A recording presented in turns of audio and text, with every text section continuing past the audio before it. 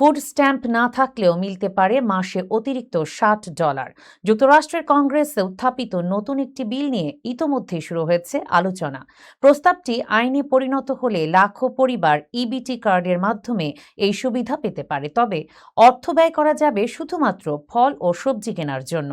কারা আবেদন করতে পারবেন, আয়ের সীমা কত এবং বিলটি এখন কোন ধাপে রয়েছে, এসব গুরুত্বপূর্ণ তথ্য নিয়ে বিস্তারিত থাকছে প্রতিবেদনে। যুক্তরাষ্ট্রের লাখো নিম্ন ও মধ্যম আয়ের পরিবারের জন্য আসতে পারে নতুন সুখবর। ফুড স্ট্যাম্প থাকুক বা না থাকুক, যোগ্য হলে প্রতি মাসে অতিরিক্ত $60 পাওয়ার সুযোগ তৈরি হতে পারে। তবে এই অর্থ খরচ করা যাবে শুধুমাত্র ফল ও সবজি কেনার জন্য। ফ্রেশ বাক্স ফর ফ্রেশ প্রডিউস অ্যাক্ট নামে নতুন একটি বিল কংগ্রেসে উত্থাপন করেছেন ডেমোক্রেট কংগ্রেসম্যান প্রমীলা জয়াপাল। বিলটি পাশ হলে অংশগ্রহণকারী অঙ্গরাজ্যগুলো ফেডারেল সরকারের অনুদান পাবে। এরপর তারা যোগ্য পরিবারগুলোর ইবিটি কার্ডে প্রতি মাসে অতিরিক্ত $60 যোগ করবে। এই সুবিধা শুধু বর্তমান স্ন্যাপ সুবিধাভোগীদের জন্য নয়, যারা এখনও ফুড স্ট্যাম্প পান না তারাও নির্ধারিত আয়ের শর্ত পূরণ করলে নতুন ইবিটি কার্ডের মাধ্যমে এই সহায়তার জন্য আবেদন করতে পারবেন।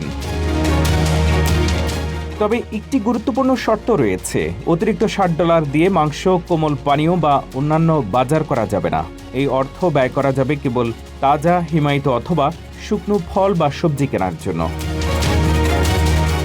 প্রস্তাব অনুযায়ী যেসব পরিবারের আয় তাদের এলাকার মধ্যম আয়ের 80% বা তার কম, তারাই এই কর্মসূচির জন্য যোগ্য হবেন। আয়ের সীমা রাজ্যভেদে ভিন্ন হবে। যেমন নর্থ ডাকোটার বিসমার্কে এই সীমা প্রায় $63,000, আর ক্যালিফোর্নিয়ার সান ফ্রান্সিসকোতে তা হতে পারে $1,13,000 পর্যন্ত। বিলটি এখনও আইনে পরিণত হয়নি। এটি বর্তমানে প্রতিনিধি পরিষদের কৃষি কমিটির পর্যালোচনায় রয়েছে। এরপর প্রতিনিধি পরিষদ, সিনেট এবং প্রেসিডেন্টের অনুমোদন পেলেই এটি কার্যকর হবে। বর্তমানে যুক্তরাষ্ট্রে প্রায় 3,70,00,000 মানুষ স্ন্যাপ সুবিধা পান। বিলটি পাশ হলে স্বাস্থ্যকর খাবার কেনার ক্ষেত্রে লাখো পরিবারের জন্য এটি হতে পারে বড় স্বস্তির খবর।